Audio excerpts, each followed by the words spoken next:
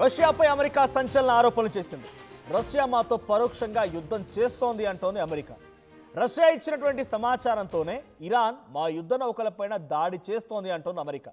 Gulf, పశ్చిమాసియాలో మా స్థావరాల గురించి రష్యా ఇరాన్కి సమాచారం ఇస్తోంది అని అమెరికా అధ్యక్షుడు డొనాల్డ్ ట్రంప్ అంటున్నారు.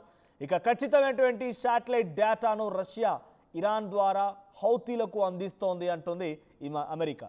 So present Iran, Israel, America యుద్ధం తెలిసిందే. గల్ఫ్ దేశాలకు సంబంధించినటువంటి దేశాలపైన ఇరాన్ ఏ రకమైనటువంటి మిసైల్స్తో వర్షం కురిపిస్తుందో మీకు అందరికీ తెలిసిందే. ఈ నేపథ్యంలోనే డొనాల్డ్ ట్రంప్ అమెరికా ఏం చెప్తోందనంటే, రష్యా గతంలో యుక్రెయిన్తో యుద్ధం చేస్తున్న క్రమంలో రష్యాకి ఇరాన్ డ్రోన్లను అందించింది.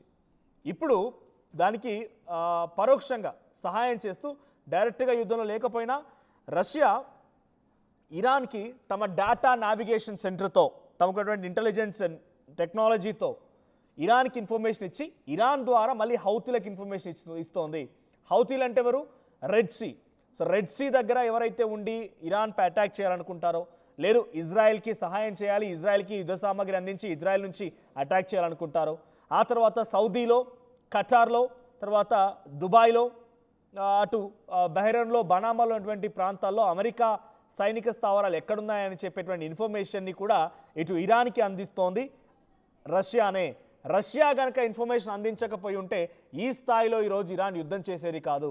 కాబట్టి రష్యా మాతో యుద్ధంలా మేము భావిస్తున్నాము అని చెప్పి డొనాల్డ్ ట్రంప్ విదేశాంగ మంత్రి చెప్తున్నారు. అమెరికా విదేశాంగ శాఖ చెప్తోంది. సో రష్యా ఇన్ఫర్మేషన్ ఇస్తోందంటే రష్యా మాకు వ్యతిరేకంగా మారుతోంది. రష్యా ఇస్తున్న ఇన్ఫర్మేషన్ మాకు ప్రాణాంతకంగా మారిపోతుంది, డేంజర్గా మారిపోతుంది. కాబట్టి రష్యా మాతో యుద్ధంలో ఉంది అన్నట్టుగానే భావిస్తున్నాము.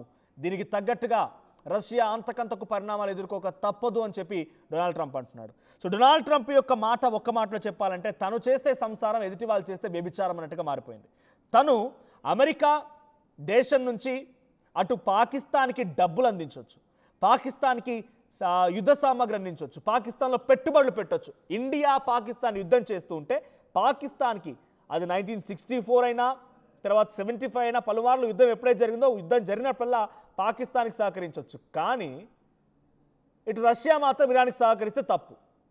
తన దగ్గర ఇరాన్ చేతిలో న్యూక్లియర్ వెపన్ ఉంది కాబట్టి, న్యూక్లియర్ బాంబు ఉంది కాబట్టి, దీని ద్వారా ప్రపంచ దేశాలకు హాని అనే విషయంతో ఉన్నటువంటి ఐడియాలజీ, ఆయన కారకమైనటువంటి ఆలోచన, పాకిస్తాన్ దగ్గర మాత్రం న్యూక్లియర్ బాంబు ఉంటే ఏం తప్పు లేదు. అంటే ఆయన అనుకుంటే ఏదైనా చేయగలుగుతాడు. ఆయనకు తప్పు అనిపిస్తే అన్నీ తప్పే, ఆయన ఒప్పు అనుకుంటే ఏదైనా ఒప్పే. సౌదీ, ఖతార్, బనామా, బహ్రెయిన్ లాంటి ప్రాంతాల్లో తన స్థావరాలను ఏర్పాటు చేసుకొని ఇరాన్పై అటాక్ చేయవచ్చు. కానీ ఇరాన్ మాత్రం హౌతీలను వాడుకొని తన దేశాన్ని రక్షించుకోకూడదు. తన దేశం పైన అటాక్ జరుగుతుంటే హౌతీలు మాత్రం తను తిప్పి కొడుతున్నా, లేకుంటే రష్యా లాంటి దేశం వచ్చి ఇరాన్కి సహకరిస్తుంది, ఇది మాత్రం తప్పు. నేను ఇక్కడ ఏ దేశానికి సపోర్ట్గానో ఏ దేశానికి వ్యతిరేకంగానో మాట్లాడాలి. కానీ డొనాల్డ్ ట్రంప్ యొక్క వ్యక్తిత్వం, ఆయన యొక్క ఆలోచన, ఆయన యొక్క పరిణితి ఎలా ఉంటుందని మాత్రమే మీకు చెప్పే ప్రయత్నం చేస్తున్నాను. ఆయన ఇరాన్ దగ్గర న్యూక్లియర్ బాంబు ఉందనే విషయాన్ని వేలెత్తి చూపి తప్పుగా అనుకున్నప్పుడు, పాకిస్తాన్ దగ్గర ఉంది ఏంటి మరి? పనసపండ.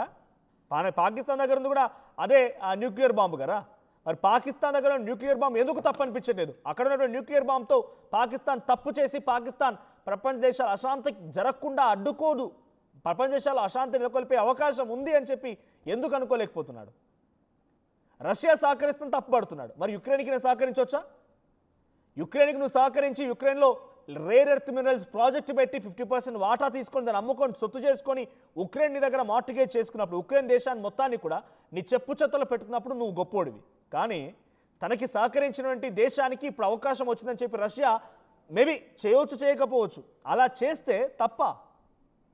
సో రష్యా చేస్తుందంటే డైరెక్ట్గా యుద్ధమే అంటున్నాడు.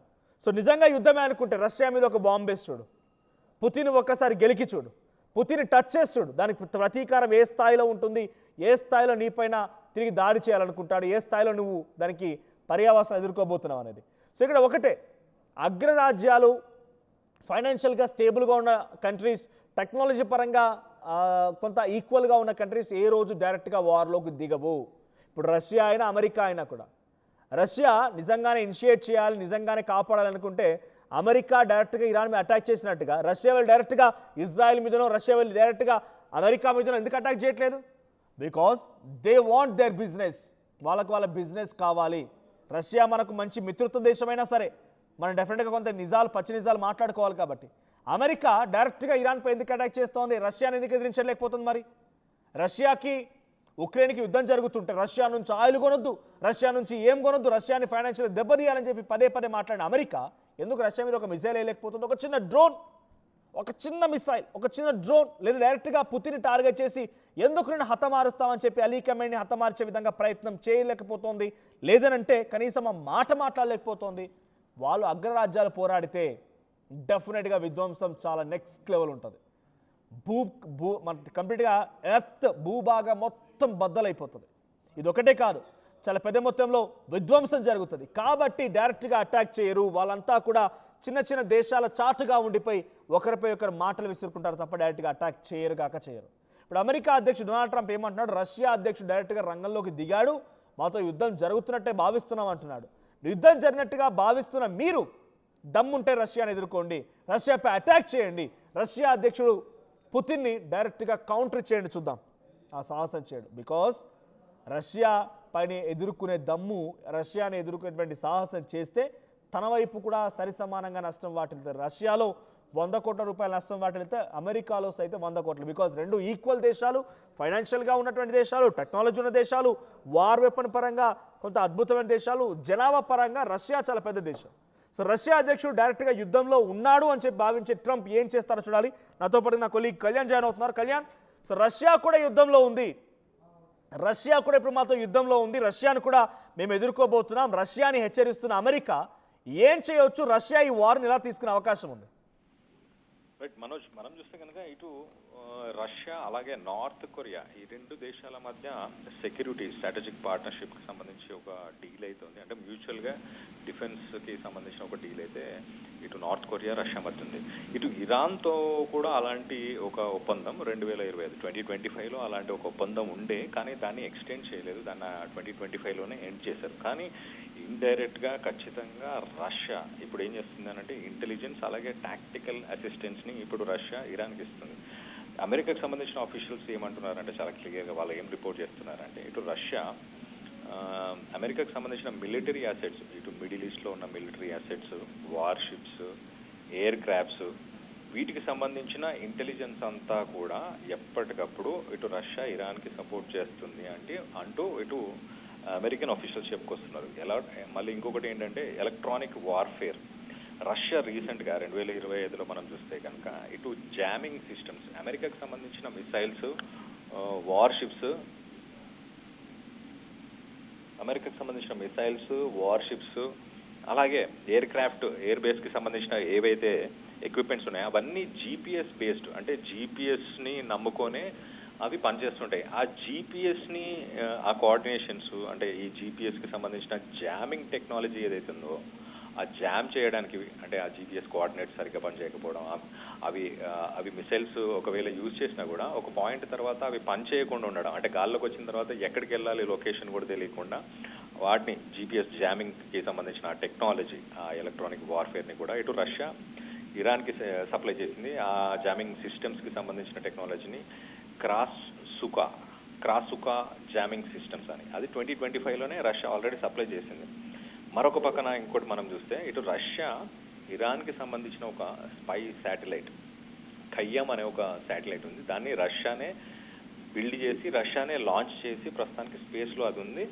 దాని ద్వారా ఇటు ఇరాన్కి లేటెస్ట్, అంటే ఇటు అమెరికాకి సంబంధించిన మిలిటరీ బేసెస్ కానీ ఇజ్రాయెల్కి సంబంధించిన మిలిటరీ బేసెస్ కానీ ఈ రెండింటికి సంబంధించిన మిలిటరీ బేసెస్కి సంబంధించిన హై టెక్నాలజీ, హై రెజల్యూషన్కి సంబంధించిన ఇమేజెస్ని ఎప్పటికప్పుడు ఈ శాటిలైట్ ఇరాన్కి, అంటే తెహరాన్కి కానీ ఇటు ఐఆర్జీసీ ఇస్లామిక్ రెవల్యూషనరీ గార్డ్స్కి కానీ ఆ మిలిటరీ ఇరాన్కి సంబంధించిన మిలిటరీకి కూడా హై రెజల్యూషన్ ఇమేజెస్ని ఎప్పటికప్పుడు ఇటు శాటిలైట్ కూడా సప్లై చేస్తుంది. సో దీన్ని కూడా బిల్డ్ చేసింది, లాంచ్ చేసింది కూడా రష్యానే. సో అమెరికా ఈ పాయింట్స్ అని చెప్తుంది. ఏం చెప్తుంది? ఒకటేమో వార్షిప్స్, ఎయిర్ క్రాఫ్ట్స్, వీటికి సంబంధించిన ఇంటెలిజెన్స్ అంతా ఎప్పటికప్పుడు షేర్ చేస్తుంది. ఇంకొకటి ఎలక్ట్రానిక్ వార్ఫేర్, అంటే జీపీఎస్కి సంబంధించిన జామింగ్ సిస్టమ్స్ ఏవైతే ఉన్నాయో వాటిని కూడా రష్యా సప్లై చేసింది. ఎట్ ది సేమ్ టైం ఆ శాటిలైట్ని కూడా స్పేస్లో లాంచ్ చేసి దాని నుంచి హై రెజల్యూషన్కి సంబంధించిన ఇమేజెస్, అంటే ఎక్కడెక్కడ ఇజ్రాయెల్ ఆర్మీ బేసెస్ కానీ, ఫ్లైట్స్ కానీ, వార్షిప్స్ కానీ, ఇవన్నీ ఎక్కడెక్కడ ఉన్నాయో ఆ ఇన్ఫర్మేషన్ని కూడా ఇటు రష్యా సప్లై చేస్తుందని అమెరికా ఆరోపిస్తుంది.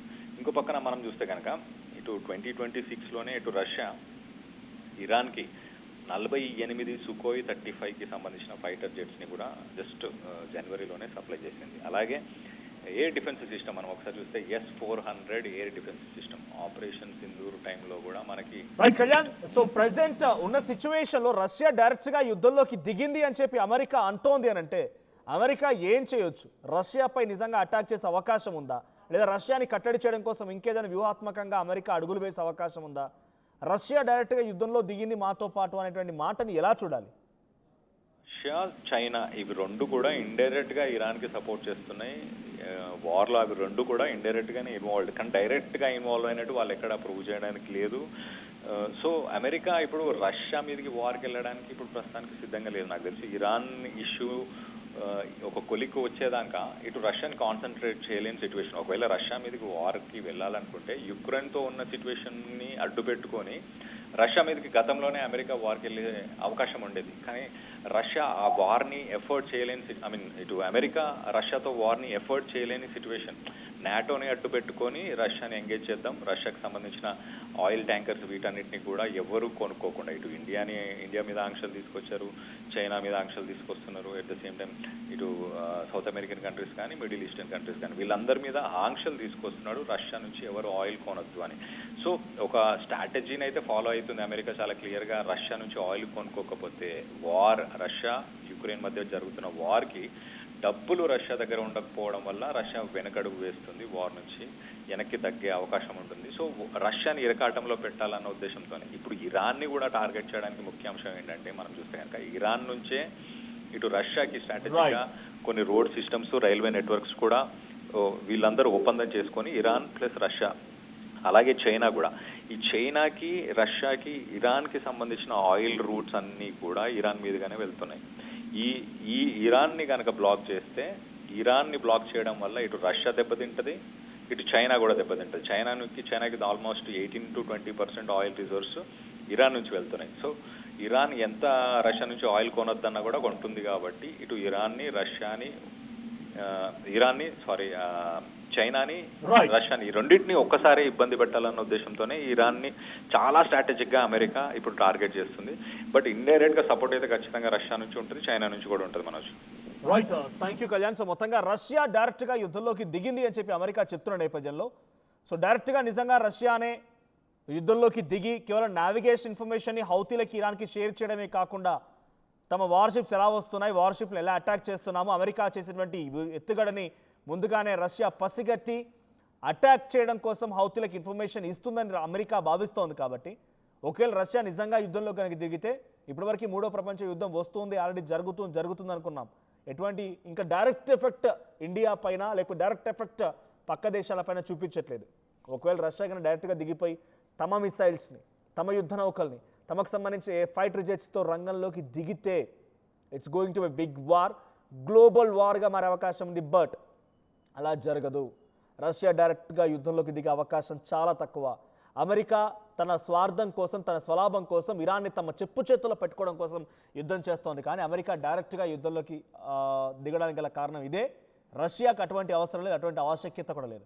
సో రష్యా ఇప్పుడు డైరెక్ట్గా యుద్ధంలోకి దిగుతుందనేటువంటి మాట అమెరికా భావిస్తున్నప్పటికీ దాని వెనుక కేవలం ఎత్తుగడ మాత్రమే. రష్యాని ముందుగానే భయపెట్టాలి, అలర్ట్ చేయాలనేటువంటి మాట. కానీ రష్యా డైరెక్ట్గా యుద్ధంలోకి దిగుతుందని ఎట్టి పరిస్థితులు నమ్మలేము. సో ప్రజెంట్ అమెరికా గనక రష్యా యుద్ధంలోకి దిగితే డైరెక్ట్గా అటాక్ చేయడానికి కూడా ఒక అడుగు ఆలోచిస్తుంది. బికాస్ ఇటువైపు నుంచి ఎంత స్థాయి నష్టం అయితే వాటిల్తుందో అటు అమెరికా వైపు కూడా అంత స్థాయి నష్టం జరుగుతుంది. డైరెక్ట్గా రష్యాని ఎదుర్కొనేటువంటి ధైర్యం, సాహసం అమెరికా ఎట్టి పరిస్థితులు చేయదు కూడా. మరోవైపు ఇదే కనుక జరిగితే రాసిపెట్టుకోండి, ఇక పెద్ద మొత్తంలో గ్లోబల్ లెవెల్లో ఒక వరల్డ్ వార్ 3 వస్తుందని చెప్పి ఖాయంగా చెప్పొచ్చు.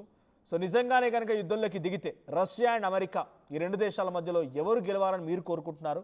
భారత్ ఎవరికి సపోర్ట్ ఇవ్వాలి? మీరు ఎవరు గెలిస్తే బాగుంటుంది అనుకుంటున్నారో కామెంట్ చేయండి.